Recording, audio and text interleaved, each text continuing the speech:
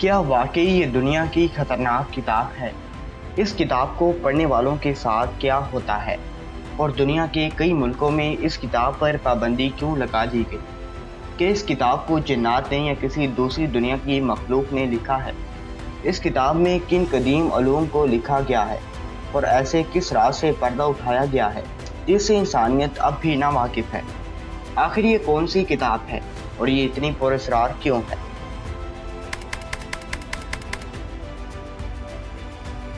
किताबें पढ़ना आम तौर पर एक मुफीद और फ़ायदेमंद अमल है, क्योंकि किताबें ही वो ज़रिया हैं जो हमें इल्म और मार्फत तक पहुंचाते हैं। इसके अलावा मुसलसल किताबें पढ़ना न सिर्फ हमारी मालूमात में इजाफ़ा करता है, बल्कि हमारे ज़हन दिमाग को सुकून पहुंचाने का एक ज़रिया भी बन जाता है। लेकिन कुछ किताबें दिखने में जितनी सादा और आसान लगती हैं, दरअसल वो उतनी ही पुरअसरार और ख़तरनाक होती हैं। इन्हीं किताबों में एक नाम शम्सुल मारिफ का है, जो जादुई इल्म, इल्म नजूम, कबाला इल्म और इल्म तलीसम का एक बेशकीमत खजाना है। इस किताब के मुतालिक सबसे पुरअसरार बात यह है कि उसे लिखने वाला कौन है। ये बात अब भी गैर वाज़िह है। कई उलमा का मानना है कि इस किताब को एक इंसान की बजाय कई मुसन्निफ़ीन ने लिखा है और उसे एक लंबे वक्त में मुकम्मल किया गया है, जबकि इस किताब के औराक और नक्शों को देखकर कई माहिरीन इस बात पर भी यकीन रखते हैं कि ये किताब किसी दूसरी मखलूक या जिन्नात की तख्लीक हो सकती है। अगरचे कुछ मुहक्किकीन का मानना है कि इस किताब को मिस्र के एक आलिम अहमद अल बोनी ने लिखा था। अहमद अल बोनी 520 हिजरी में अल जज़ायर में पैदा हुए थे। अल बोनी को इल्म तसव्वुफ़, तलीसम, इल्म नजूम, अमलियात, इल्म रमल, जाफर और बहुत सारे अलूम में महारत हासिल थी। अल बोनी इस्लामी तारीख के एक ऐसे मुसन्निफ़ है जिनके बारे में बहुत ही कम मालूमात मिलती है। अल बोनी का दौर मशहूर सूफ़ी बुज़ुर्ग इब्न अरबी से मिलता जुलता है और कुछ सूफिया का ये भी कहना है कि इन दोनों ने एक ही सूफ़ी आलिम दीन से इल्म हासिल किया था। शम्सुल मारिफ के मायने इल्म का सूरज हैं। इसी मुनासबत से इस किताब में तमाम कदीम और पुरअसरार उलूम को एक जगह जमा कर दिया गया है। ये किताब सिर्फ एक जादू की किताब नहीं, बल्कि इससे भी कई बढ़कर है, जो आम तौर पर बातनी और सिफली इल्म को वाज़े करने के साथ साथ सूफ़ी हिकमत के राज खोलती है। इस किताब के मुकदमे और इब्तदाई वर्कों में पढ़ने वालों के लिए अल बोनी ने कुछ वार्निंग्स और अहम हदायत लिखी हैं, जिसमें इस किताब में मौजूद इल्म और इसकी ताकत को बयान कर दिया गया है। अल बोनी लिखते हैं कि इस किताब में उन लोगों के लिए जादुई ताकत मौजूद है जो उसे सही तरह से इस्तेमाल करेंगे, लेकिन साथ ही मुसन्निफ़ आगाह करता है कि इस किताब का इस्तेमाल सिर्फ अच्छे कामों के लिए ही किया जाए, ना कि बुराई और हराम मकसद के लिए। इसके बाद किताब के मुख्तलिफ हिस्सों के बारे में मुख्तसर लिखा गया है, जिसमें इल्म नजूम, इल्म फल्कियात, तावीज़, तलीसम और कुछ वज़ाइफ के अलग अलग बाब मौजूद हैं। जैसे जैसे किताब आगे बढ़ती है, पढ़ने वाले को मज़ीद जादुई उलूम के मुतालिक बताया जाता है, मसलन रूहों और फरिश्तों को कैसे बुलाया जाए और फ़ाल और पेशन गोइयों के लिए इस किताब का कैसे इस्तेमाल किया जाए।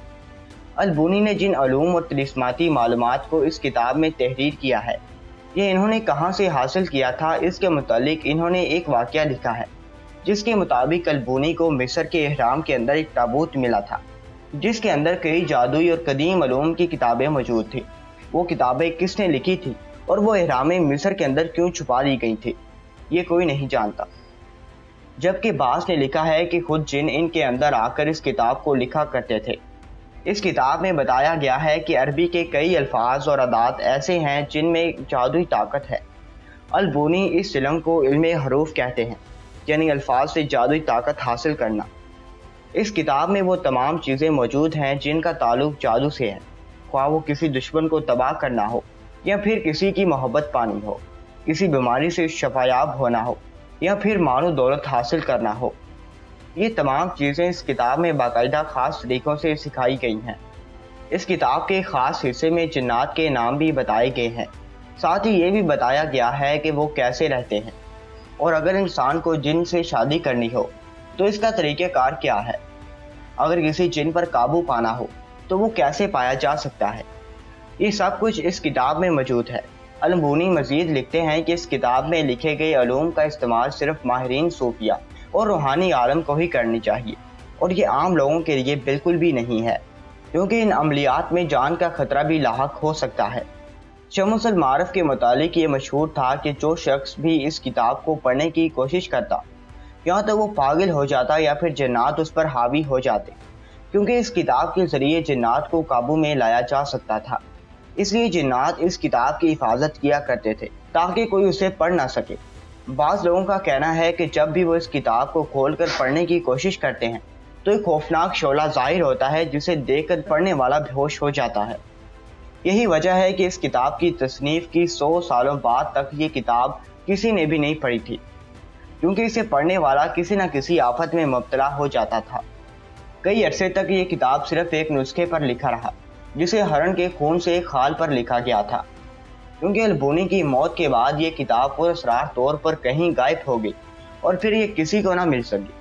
लेकिन फिर 2 सालों बाद एक और किताब मिली जिसमें दावा किया गया था कि ये शमसुल मारिफ के असल नुस्खे से नकल की गई है।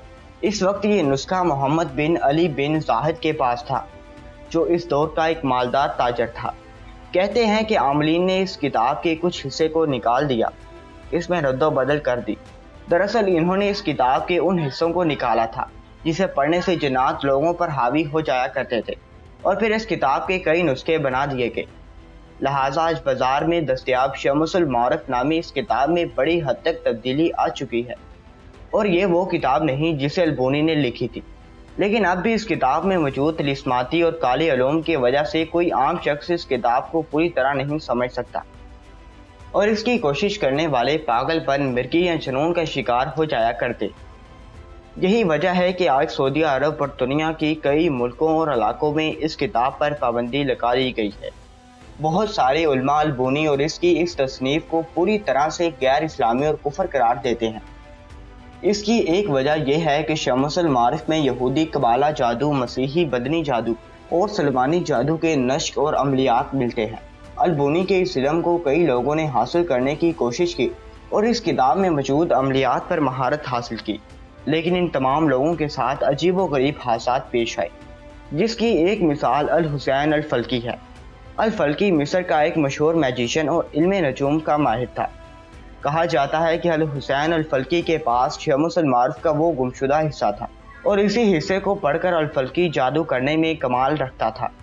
लेकिन जब 2003 में अल फल्की की अचानक मौत हुई तो पोस्टमार्टम के बाद पता चला कि अल फल्की की बॉडी को बुरी तरह से टॉर्चर किया गया था और इसके जिस्म के अंदरूनी हिस्से टूट फूट गए थे।